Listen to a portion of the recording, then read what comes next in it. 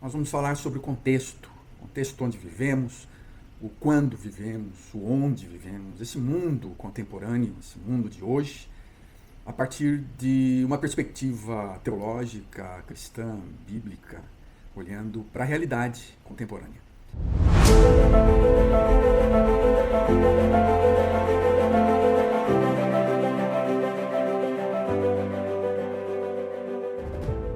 Contemporânea.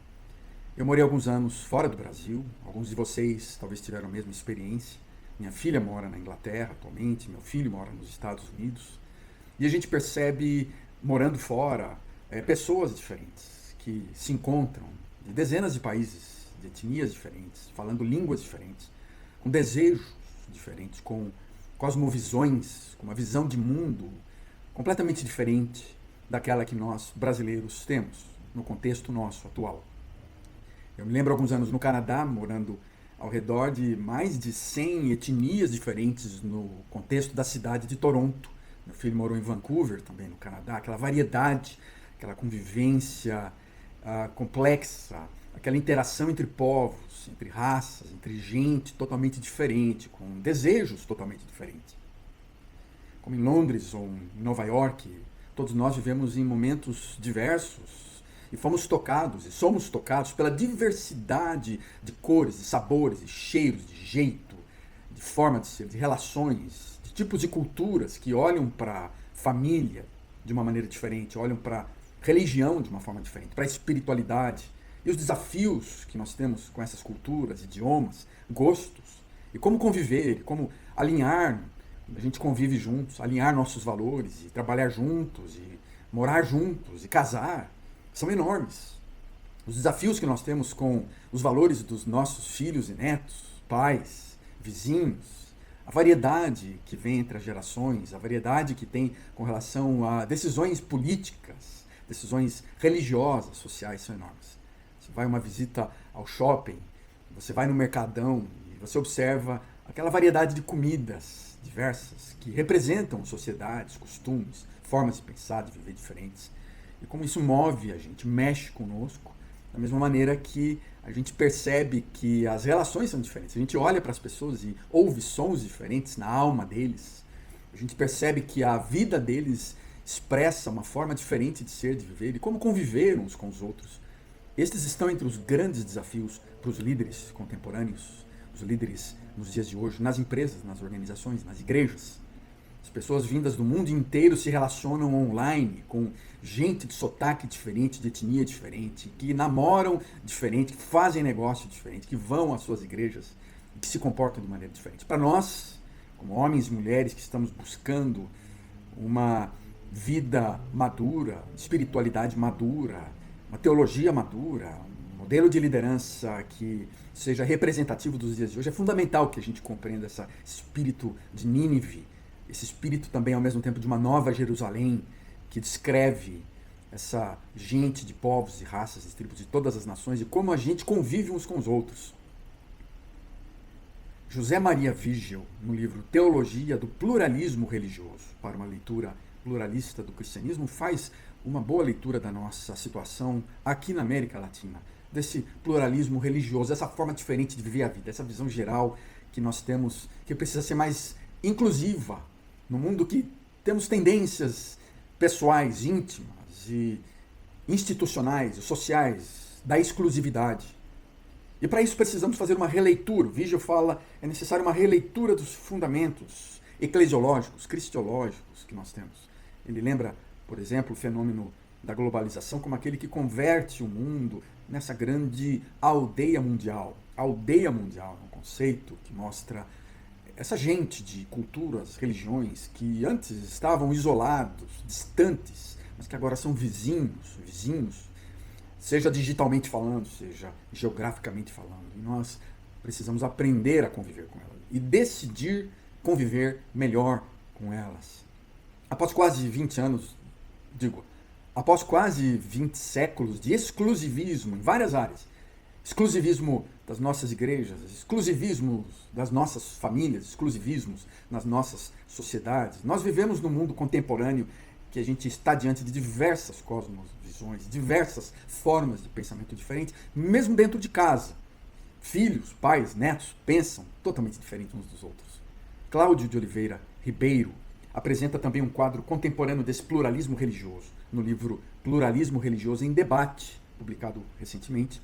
Para Ribeiro, a globalização produz enormes alterações culturais inéditas nessa configuração do mundo urbano e também, especialmente, nessa configuração da liderança religiosa. Essa diversidade que existe, hibridismos, modelos flex, estilos variados, a partir de uma diversidade da pluralidade que é a realidade do mundo pós-moderno, desse mundo contemporâneo. Esse pluralismo religioso, então, gente, é importante que a gente compreenda que ele está entre nós, está dentro da nossa comunidade, está dentro da nossa igreja local, está dentro da nossa liderança.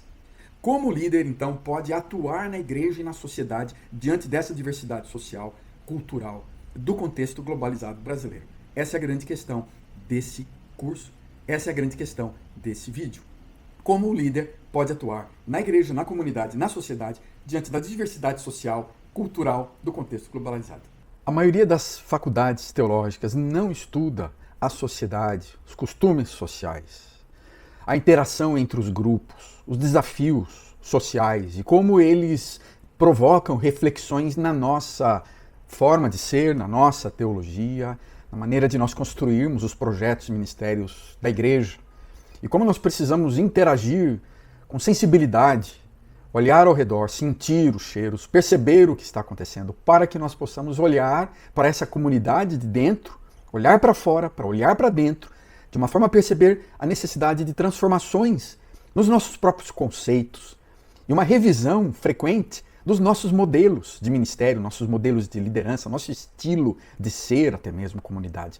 E isso afetará, consequentemente, o que a gente faz no dia a dia, nas programações, nos modelos, nos projetos, no planejamento, na organização, na estrutura daquilo que nós somos e temos como organização religiosa. Olhamos ao redor e percebemos que a maior parte dos cursos nas universidades estão estudando, estão olhando para a história, estão olhando com olhares sociológicos para o mundo, estão percebendo a importância da compreensão da psicologia. Os nossos cursos de psicologia da religião, por exemplo, são básicos, são focados muitas vezes na nossa forma de ser religiosa de décadas atrás. As nossas faculdades, nossos cursos de teologia, nossas igrejas estão investindo muito pouco na formação de gente que compreenda o mundo, que compreenda o que está acontecendo ao redor, que compreenda a poesia brasileira, a música brasileira, a arte moderna, que entenda a história do Brasil de hoje.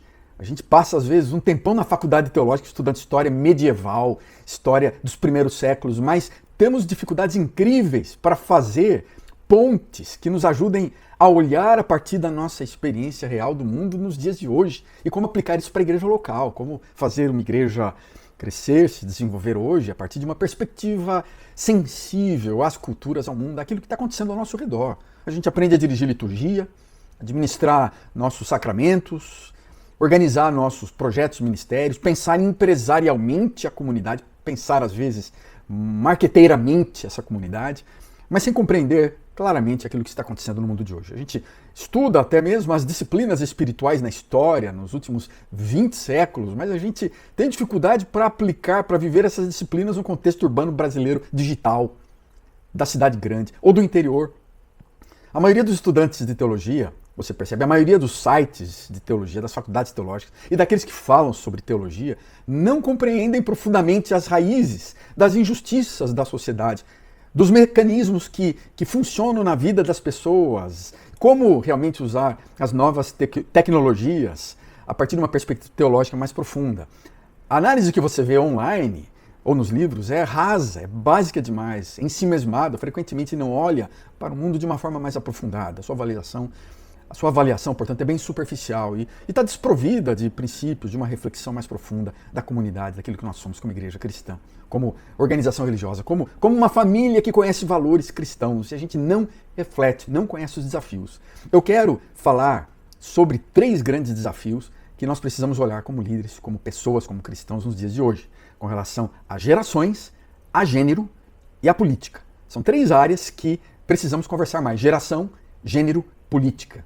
Como nós lidamos num ambiente em que convivemos com várias gerações ao mesmo tempo, vários tipos de pessoas diferentes convivem no mesmo lugar, na mesma casa, na mesma família, que entendem o mundo de forma diferente, que se conectam com o mundo de forma diversa a partir dos seus próprios aplicativos, do seu próprio celular, da internet, assistem coisas variadas dentro da família, na igreja, grupos sociais. A dificuldade de convivência entre gerações hoje que a literatura chama de seniors, de boomers, de geração X, Y, Z, de millennials, e assim mostra simplesmente a variedade. É difícil a gente definir claramente a idade, porque hoje, por exemplo, você tem gente nova, que você fala, não, esse cara é geração Y aí, 20 e poucos anos, geração X aí, 30 e poucos anos, mas ele pensa como um sênior, ele pensa como um cara logo depois da Segunda Guerra Mundial, ultraconservador, parece que está vivendo no século XIX. Outras vezes você encontra pessoas mais avançadas na idade que têm uma mente mais fértil, mais moderna, mais contemporânea, que preenche, que percebem o que está acontecendo, que estão em tune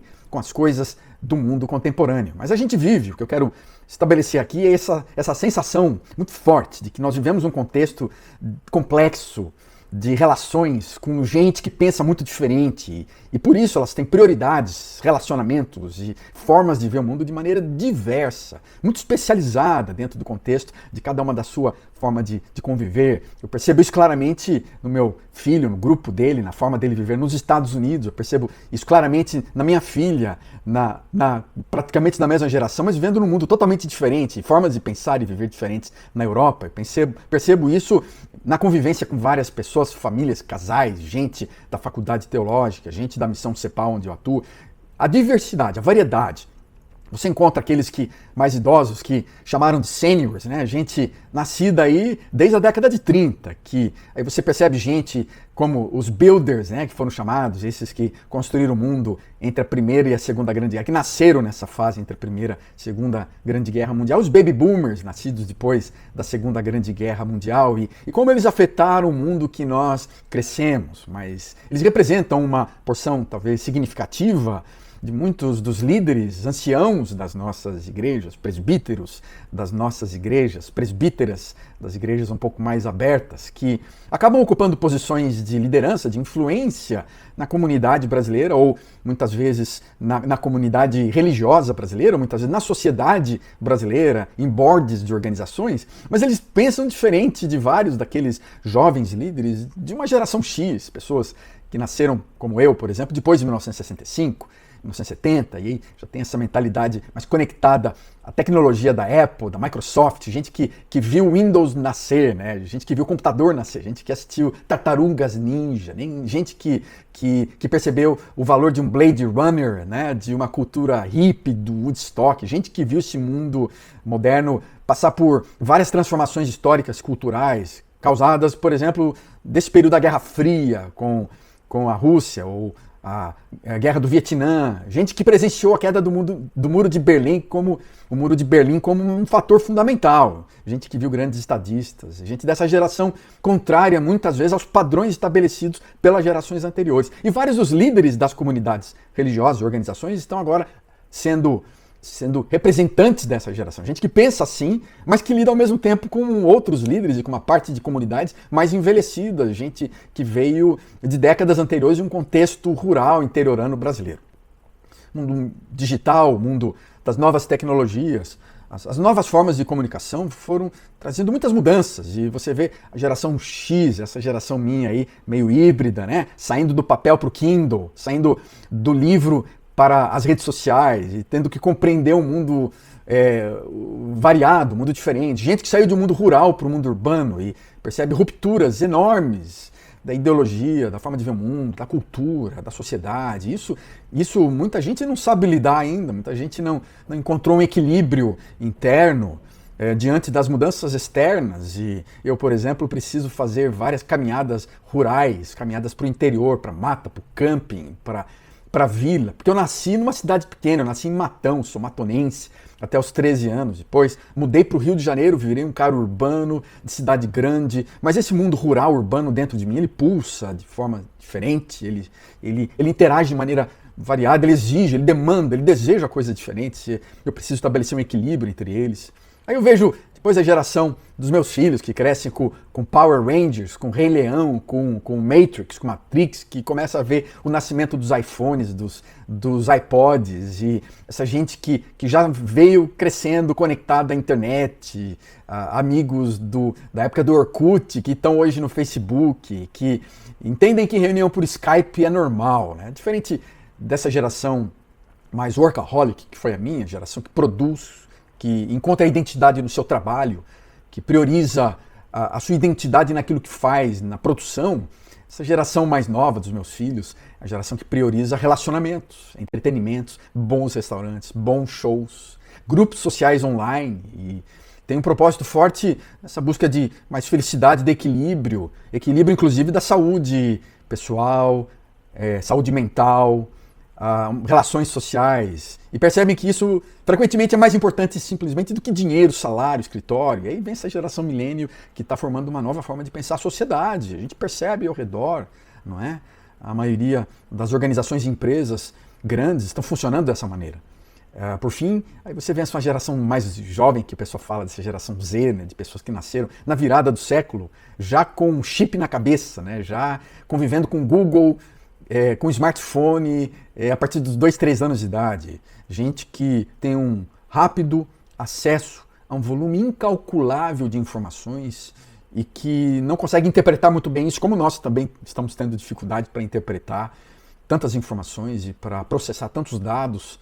E a gente lida no mundo, então, de globalização, de mercado, de novas tecnologias, de uma competitividade enorme, de demanda por qualidade, num contexto global, mundial, né? Isso está afetando profundamente. Eu quero que você tenha consciência de que isso afeta profundamente você, como ser humano, a sua comunidade. Está afetando a sua empresa, ela percebe que precisa mudar, mas não quer mudar.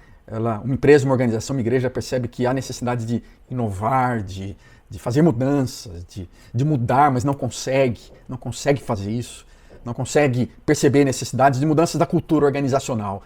Como um grande empresário falou certa feita, a cultura de uma empresa come a estratégia no café da manhã. Você pode fazer um grande planejamento como líder, organizar um grande projeto. Eu trabalhei já várias vezes, organizo e ajudo igrejas, dou assessoria a organizações, fazer projetos, mas a cultura de uma organização, a mentalidade, aquela cultura incrustada há décadas, os seus valores, ela come a estratégia, ela come o planejamento no café da manhã com facilidade. Então, como lidar com essas diferenças intergeracionais? Com gente que pensa muito diferente. E gente que pensa muito diferente na nossa comunidade, né? As igrejas, as organizações pós-modernas, contemporâneas, precisam construir novos modelos intergeracionais. Modelos, inclusive, de liturgia, de cultos intergeracionais. Formas de identidade da comunidade intergeracional. Essa é uma proposta importante que eu faço para você como líder. Ser sensível, uma sensibilidade às diversas gerações nesse contexto. Qualquer comunidade hoje, para sobreviver, para olhar para frente, para crescer, para evoluir, para melhorar, para se desenvolver, ela precisa pensar de uma forma mais intergeracional, ser sensível. Isso precisa refletir também na liturgia, no culto, no programa, na música, isso é o óbvio. Mas muito mais do que isso, numa educação intergeracional. Numa construção de conceitos de educar, de valores, de conceitos intergeracionais. Um olhar para as passagens bíblicas, para os textos, um olhar novo para o Evangelho, uma releitura. Eu não gosto dessa palavra releitura porque frequentemente a gente nem fez a leitura ainda, a gente simplesmente copiou uma leitura do século XVI, XVII, que a gente não entende muito bem. Eles fizeram uma releitura do Evangelho depois de centenas de anos. Nós, às vezes, só copiamos a leitura deles. Mas olhar hoje, fazer uma leitura sensível ao Evangelho, daquilo que nós estamos experimentando no mundo de hoje, não mais dividido por faixas etárias, uma igreja não mais separado em organizações que é homem para cá, mulher para lá, criança para cá, mas uma igreja que compreende a importância de grupos intergeracionais, não apenas grupos de afinidade, mas a gente tem que engajar a família toda em diálogo, né? Desde os avós, ouvir os jovens, ouvir as crianças, ouvir os pais, mas conceitos de um mundo que mudou, de uma liderança intergeracional, sensível então às influências desses diversos modelos de gerações. Abra então a sua visão para a compreensão desse mundo variado, intergeracional, onde nós vivemos. Esse é um grande desafio para os dias de hoje. Outro desafio que os líderes cristãos precisam lidar hoje na igreja e na sociedade são as questões de gênero. No livro Revolução Silenciosa, o Alfredo Oliva, um grande estudioso, você pode encontrá-lo no YouTube, ele tem vários vídeos na área de filosofia, psicologia, sociologia, é um pensador, um teólogo, historiador da universidade, e ele trata num livro que nós lançamos juntos, o livro Revolução Silenciosa, sobre os argumentos que levam os cristãos evangélicos a contestar e a atacar até mesmo a diversidade sexual hoje, do gênero, especialmente quando a gente pensa na comunidade LGBT ou LGBTQIA, e como os cristãos atacam frequentemente de uma forma que é considerada homofóbica, né, e é criticada socialmente de uma forma homofóbica, indiscriminada. E para o Oliva, os evangélicos têm uma tendência de formar guetos, de se relacionar com pessoas parecidas, e o problema então é que isso facilita a estigmatização daquele que é diferente. Como é que a gente pode superar preconceitos em relação a grupos LGBT, e se a gente inclusive não tem amigos, não tem relacionamento com eles, né? E aí o Alfredo fala claramente, infelizmente, há uma ética de ódio por Oliva, há uma ética de ódio regendo as nossas relações religiosas. Não é à toa que muitas pessoas são definidas como haters. Haters é a palavra em inglês, do inglês para falar ódio, aquele que odeia, né? O hater é o que tem hate, ódio. E ele mesmo fala, eu fui alvo de pessoas assim no meu canal de YouTube, gravou um vídeo sobre um dos livros do filósofo asiático Byung-Chul Han, e uma pessoa fez comentários do tipo, por que você dá atenção a esse coreano idiota? E quanto você está ganhando para divulgar os livros desse cara, seu lambibotas? E aí você pode ver o hater que não contesta, ele não deseja debater ideias, mas é alguém que ataca pessoas e reputações com o objetivo tão somente de semear ódio. Então isso é muito frequente quando a gente lida com esse desafio hoje da igreja da questão de gênero. E você percebe isso claramente online, né? A solução para o Oliva é a gente ser semeadores de uma ética de amor.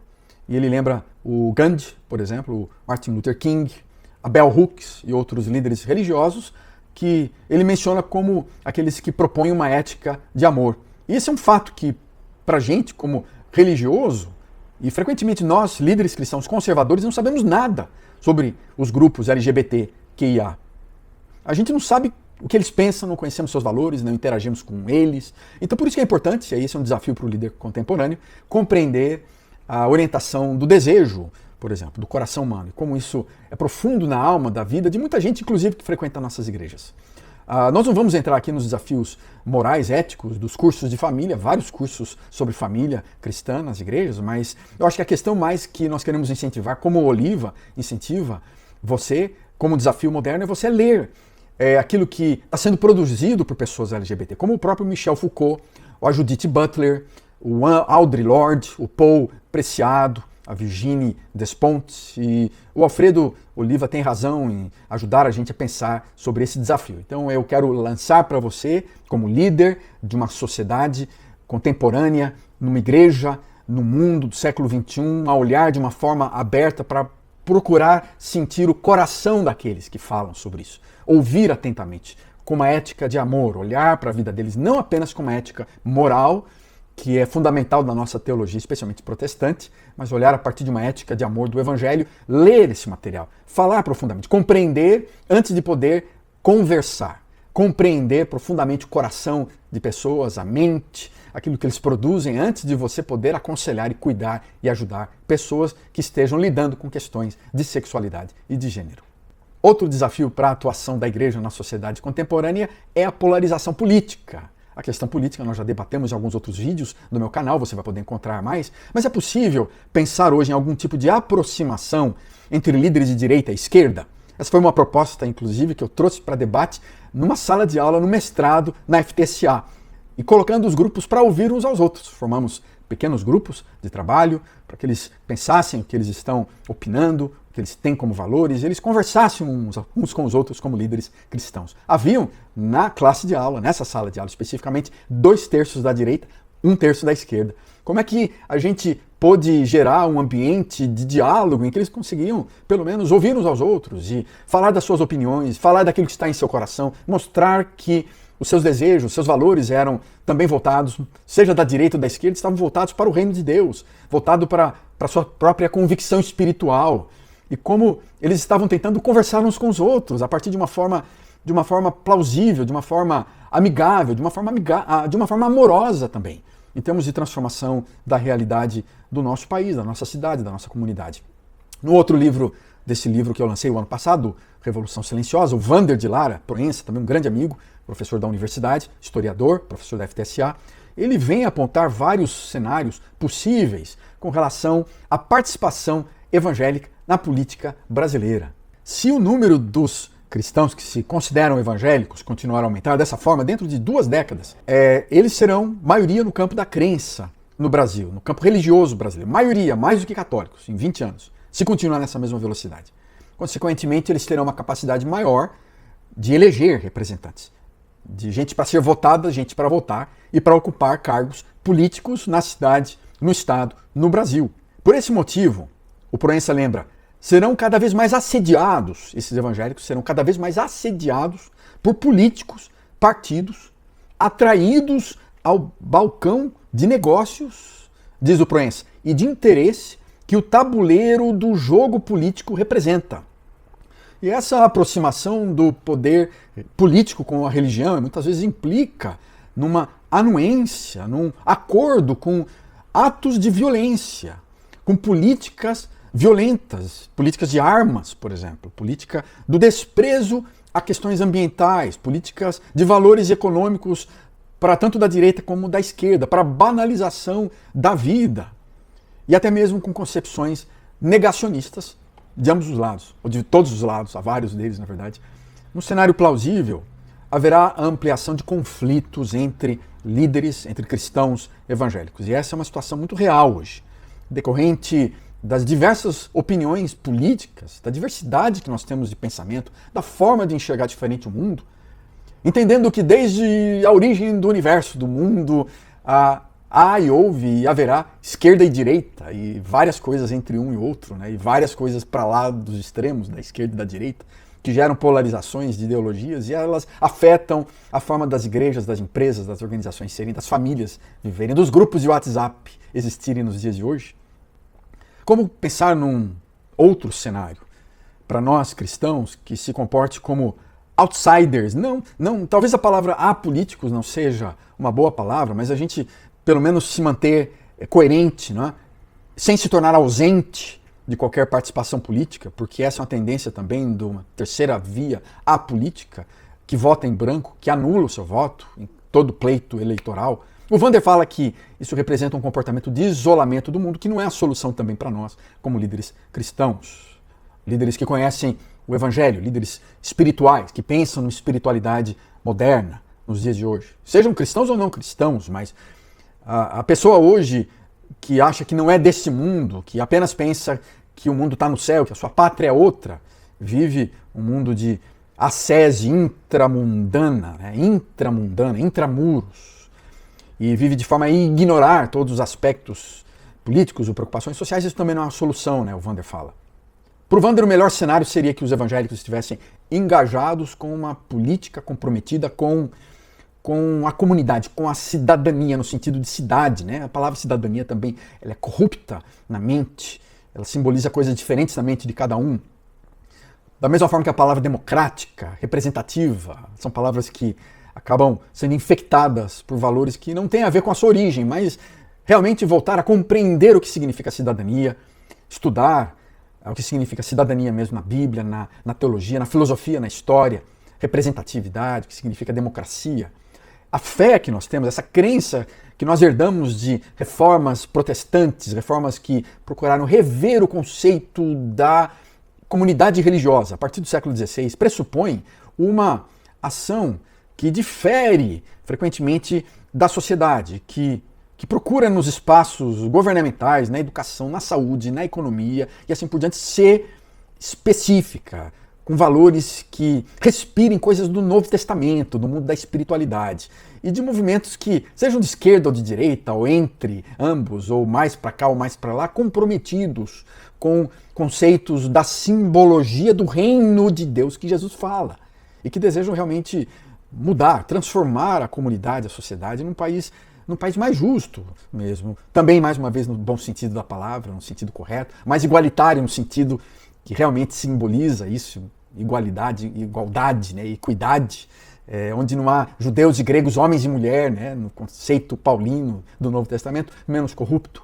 menos violento, menos indiferente ao sofrimento daqueles que sofrem, excluídos, menos indiferente à pobreza.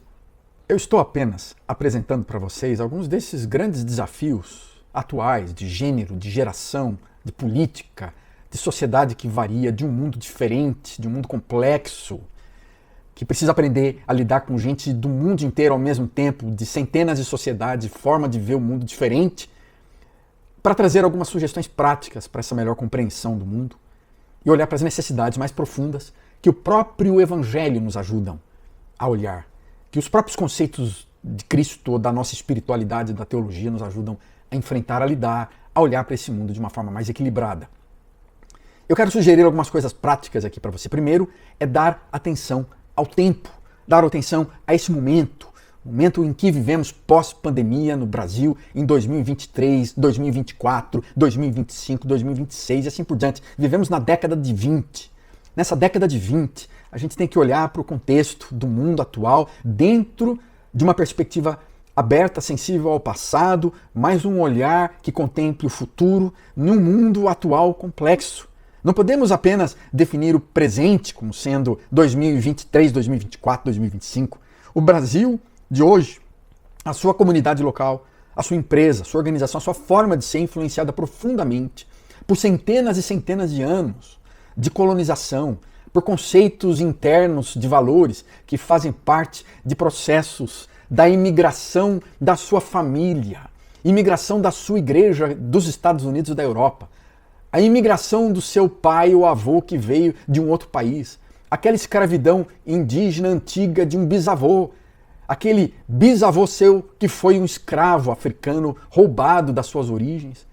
Isso tudo afeta quem você é hoje, quem é o líder e quem é a sua comunidade e cada pessoa da sua igreja, as situações diferentes em que eles enfrentam, lidam com a pobreza, a desigualdade e a injustiça, a violência social, a violência na comunidade, a violência da família que cada um deles enfrentou, os golpes diversos, golpes militares, políticos que afetaram a sociedade brasileira. Nós somos pessoas influenciadas por várias coisas de séculos e séculos de história do passado, do presente, que vão mover-se para o futuro, de um presente complexo também, agora que ele entra de diversas maneiras no mundo digital, interno, no mundo de avatares, num meta-universo, de vários universos. Enfim, nesse mundo a gente precisa dar atenção, de uma forma aberta, mas sensível, de uma forma também a depender do que Deus está fazendo nesse mundo tecnológico, do que Deus deseja fazer no mundo da inteligência artificial, no mundo de machine learning, no mundo de inteligência agora que vai mover uma inteligência de robôs que vai mover a história de muitos dos empregos e organizações nos próximos séculos. O mundo da engenharia genética, esse mundo da globalização. Esteja atento ao tempo. Você é um líder hoje que precisa estar atento, in tune, conectado àquilo que está acontecendo, de uma forma aberta, de uma forma crítica ao mesmo tempo, de uma forma profética, de uma forma a perceber como isso está movendo-se dentro de você na sua espiritualidade, de uma forma a encontrar equilíbrio interno, de paz, que tire a inquietude, a ansiedade, o pragmatismo que te leva simplesmente a tentar resolver problemas, para parar e olhar para dentro de si e ver o que Deus está falando, o que no seu interior você está ouvindo, percepção da vida a partir daquilo que você discerne, da sabedoria que você está buscando e precisa, e peça para Deus, peça a Deus sabedoria diariamente para lidar com todas essas questões, todos esses desafios. Seja atento ao tempo. A segunda sugestão prática que eu quero dar para você é buscar estudos diversos, análises que avaliem o significado dessas mudanças sociais, culturais, e não apenas escrever eventos históricos. Eu estou engajado com um projeto de doutorado em ministério com uma universidade nos Estados Unidos, Lancaster Bible College, e esse doutorado de ministério aqui, uma das matérias é muito interessante, que eu inclusive leciono, que é sobre inovações, mudanças. E essa necessidade da gente estudar e avaliar o significado das mudanças socioculturais. Isso está acontecendo em todos os ambientes da pesquisa hoje, na psicologia, não apenas aquilo no mundo da tecnologia que está super avançado, na física. A física quântica, por exemplo, afetou dimensões diversas em várias áreas do conhecimento humano, inclusive na teologia. Tem muita gente estudando isso, as mudanças socioculturais, numa universidade de história, numa universidade de psicologia, como eu já falei, geografia, porque nós, teólogos, estudiosos da religião, não estamos avaliando o significado das mudanças socioculturais. Ou porque nos cursos de liderança cristã, eu falo de um canal de liderança, esse curso pode ser para uma liderança que não é cristã, mas para um líder contemporâneo, frequentemente não estamos estudando essas mudanças sociais, apenas descrevendo fatos históricos, atrasados, inclusive, muitas vezes, na compreensão atual do mundo. Então nós precisamos olhar para aquilo que está acontecendo, as crises econômicas, a injustiça, a violência social, o hiperconsumismo, e olhar de uma forma atenta, buscar estudos que estejam analisando. Tem gente fazendo estudos mais aprofundados, eu posso falar depois com você numa aula de Meet, num grupo de WhatsApp, a gente pode conversar mais. Há estudos que estão ligados ao mundo contemporâneo do século XX, do século XXI, estão olhando para aquilo que tem e vai acontecer nos próximos anos. Não é suficiente simplesmente voltarmos para a reforma do século XVI e XVII. Não vai ser suficiente. Podemos olhar de uma forma atenta aquilo que eles fizeram no contexto social, mas precisamos olhar para o mundo de hoje, para o mundo contemporâneo, com olhos atentos de uma teologia que experimenta o século XXI, esse mundo contemporâneo, e é uma teologia que experimenta o mundo de uma forma cristã, bíblica, coerente com a mente de Cristo, com a ação do Espírito Santo, mas que dá atenção aos estudos socioculturais do mundo de hoje. Terceira sugestão é dar uma igual atenção ao espaço e ao lugar. Compreender não apenas mudanças sociodemocráticas da sua cidade, você está vendo aí com os dados do IBGE, por exemplo, as mudanças, as estatísticas de IBGE, as mudanças sociais da sua região, como é que o Brasil está mudando, o número de gente, como é que estão os bairros, são mudanças sociodemocráticas. Mas nós temos que olhar também outros instrumentos de análise da realidade brasileira, do coração do brasileiro, da mente do brasileiro, da sociedade brasileira, da família brasileira. Dê uma atenção especial ao espaço onde a sua comunidade está localizada, ao lugar onde vocês estão vivendo, não simplesmente aos conceitos daquilo que você pega dos livros americanos de teologia, de igreja, que estão sendo traduzidos para o português e você tenta aplicar num contexto brasileiro totalmente diferente. Clonar aquele modelo americano de comunidade de igreja num bairro do Brasil. Não vai dar certo. Quarta sugestão é ser sensível ao nível sociocultural das pessoas que ouvem sua mensagem. Seja sensível ao nível delas. Muita gente não entende o que você está falando. Tem muita gente na minha igreja, nas nossas igrejas, que não compreende esse diálogo, esse discurso, estão falando de coisas de uma forma tão básicas, tão superficiais, e falam e acham que sabem, né? E estão dizendo um monte de abobrinha, como a gente diz, um monte de coisa sem sentido, sem significado, sem profundidade. Bons comunicadores, os bons líderes hoje são pessoas que compreendem o que está sendo estudado, analisam, mas eles conseguem também comunicar isso de uma forma simples. E é fundamental que você consiga traduzir esses dados de uma maneira que a sua comunidade, que a sua organização compreenda o que está acontecendo. Simplifique para eles. Mas não simplifique no sentido de ser superficial, mas se aprofunde e simplifique. Primeiro estude profundamente, mastigue, faça aquilo que a gente chama de uma ruminação, rumine o assunto, compreenda, experimente dentro de você a partir dos conceitos também bíblicos e espirituais, da sua experiência cristã, e traduza isso de forma que as pessoas entendam o que está acontecendo no mundo dos desafios contemporâneos das gerações, por exemplo. Você tem que criar uma série de instrumentos de comunicação entre as diversas gerações, entre pais, filhos e netos. Como é que você pode ajudá-los a se comunicar? Você está numa posição de liderança em que você tem que ajudá-los a construir pontes de diálogos, ponte de diálogo entre gente diferente, ponte de diálogo entre direita e esquerda, ponte de diálogo entre gente que aceita questões de gênero e outros que são extremamente moralistas com isso. Pontes de diálogo. É fundamental que você seja sensível, então, a essa comunicação. 5. Equilibre suas pesquisas sobre a cultura contemporânea entre estudos do mundo mais privado e do mundo público do ser brasileiros. Eu quero dizer com isso, a gente tem que compreender não apenas a questão externa, da exterioridade do povo brasileiro, mas a identidade também psicológica, íntima, a personalidade do brasileiro, a interioridade do povo, os temperamentos internos, quem nós somos, a nossa mente, nosso coração, compreender profundamente a pessoa. E para isso você tem que pesquisar a si mesmo, olhar para si, fazer terapia, uma autoanálise, compreender isso, o autoconhecimento, o autocuidado. Procure pesquisar então pesquisas, procure equilibrar então aquelas pesquisas do mundo exterior com o mundo interior, da cultura contemporânea com a sua individualidade, do mundo privado também e do mundo público, para que você seja de uma forma mais plena, mais integral, conectado com o interior e com o exterior. É fundamental isso. 6. Busque pesquisas, livros com temas integradores, que ajudem a compreender principais características da realidade nossa, realidade religiosa, da realidade social, Nós vivemos em tempos de polarização e a gente cria barreiras enormes com gente diferente. Anticatolicismo, por exemplo, é muito comum na igreja que eu cresci, no protestantismo brasileiro, das últimas décadas, daquele que derruba a santa, que chuta a santa. Vocês lembram desse evento social, né? De gente que não aceita a espiritualidade fora da sua igreja local, de gente que a gente chama proselitista, gente que não compreende as diferenças no mundo religioso mundial, que não compreende que há muita gente aberta para Deus fora da sua igreja, da sua denominação. É importante a gente ter uma visão mais aberta, pesquisar, compreender, conversar com gente diferente, buscar temas integradores na história, na sociedade, nas gerações. A forma, inclusive, da geração do seu filho, do seu neto é diferente de você pensar a espiritualidade.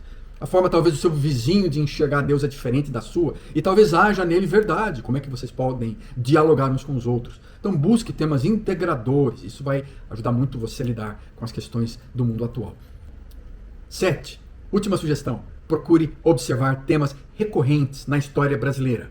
Embora essa história, o mundo não está se repetindo, não apenas na história brasileira, mas no mundo inteiro, há vários ciclos previsíveis, há pêndulos que retornam após períodos de intervalos, inclusive períodos de intervalos geracionais. A questão do conflito político é um tema que vai e volta, você percebe esse pêndulo da esquerda para a direita, da direita para a esquerda, em vários países, no mundo inteiro. Então procure observar atentamente a história, temas recorrentes, inclusive temas recorrentes que você percebe nos escritos sagrados, temas recorrentes que simbolizam momentos específicos que nós vivemos hoje, temas recorrentes dentro da sua alma, na história, na sociedade, que ajudem você a perceber de maneira também integradora o que precisa ser feito nos dias de hoje. Eu espero que essa análise, que essa reflexão ajude você a compreender um pouco melhor como lidar com os desafios como líder contemporâneo, como lidar com vários dos desafios contemporâneos que nós estamos lidando nos dias de hoje.